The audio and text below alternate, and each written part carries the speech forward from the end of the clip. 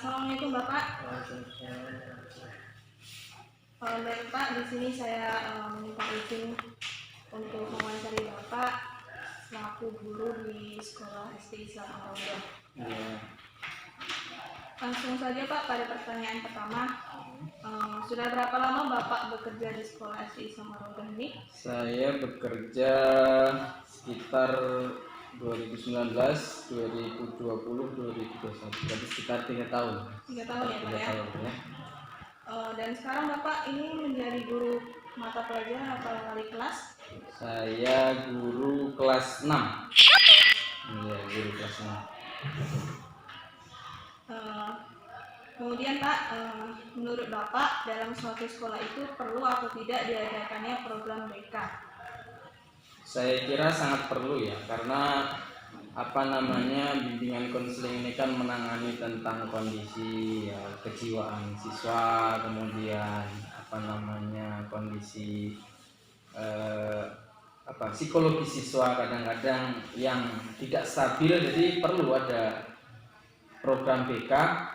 Karena ketika terjadi misalnya ada siswa yang nakal atau siswa yang bermasalah, itu kan perlu ditangani sebelum sampai ke orang tua. Itu ya harus sama guru BK, bimbingan konseling terlebih dahulu. Kemudian Kak, yang Bapak ketahui, masalah apa yang sering muncul di sekolah yang berhubungan dengan BK? Masalah yang muncul berhubungan dengan BK yang pertama adalah tentang motivasi belajar siswa, yang kadang-kadang misalnya siswa itu pemalas dalam belajar di kelas, kemudian tingkat kedisiplinan kehadiran di sekolah itu perlu juga. Kadang-kadang siswa itu kadang-kadang semangatnya itu kan tinggi rendah gitu kan, jadi ada yang rajin semester ini besok enggak, itu kemudian ada yang malas belajar di kelas. Ya pernah beberapa kali dijumpai, kalau ditanya ya salah, namanya anak-anak kadang semangat kadang tidak. Nah dari situlah saya kira perlu sebenarnya BK itu untuk menjaga stabilitas. Ketika ada terjadi nanti kemunduran semangat siswa, itu bisa ditangani, nanti dicari solusinya ketika ada siswa yang motivasinya kurang atau perubahan dalam belajar.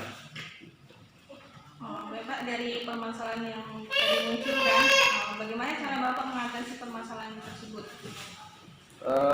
Ketika saya menjumpai misalnya siswa kelas 6 itu ada perubahan misalnya dalam hal nilai kok menurun, maka hal pertama yang saya lakukan adalah memanggil siswa yang bersangkutan, kemudian saya tanya-tanya mengapa nilainya kurang, apa sebabnya, apakah dia jarang belajar atau ya bagaimana. Pokoknya yang pertama yang saya lakukan adalah melakukan pemanggilan terhadap siswa untuk melakukan komunikasi terhadap siswa tersebut. Nanti kemudian baru ada solusi yang bisa dilakukan ketika sudah nampak permasalahannya itu. Di sini sejauh apakah guru kelas itu Pak berperan dalam program BK? Karena khususnya di SD ini belum ada BK, artinya guru khusus BK, maka wali kelas itu merangkap menjadi BK gitu ya. Wali kelas sekaligus guru BK ya, terkhusus untuk kelas 6 dan untuk kelas-kelas lain pada umumnya. Karena belum ada guru BK di sini kan, ya memang perlu untuk mencari solusi-solusi ketika ada masalah-masalah yang dihadapi oleh siswa, baik itu ya terutama di sekolah, kemudian di rumah. Kadang-kadang kan masalah itu nanti nyangkut juga ke sekolah, ke semangat belajarnya. Dan pertanyaan terakhir Pak, apakah ada strategi yang disiapkan oleh guru kelas dalam penyelesaian masalah jika terjadi itu Pak, menghadapi kemampuan anak yang berbeda-beda tentunya kan? Kemampuan anak, potensi anak ya memang sebenarnya semua itu pintar, tapi ya potensi kan berbeda karena latar belakang keluarganya mungkin, jadi kesempatan belajar di rumah yang berbeda atau kesibukan yang berbeda itu menyebabkan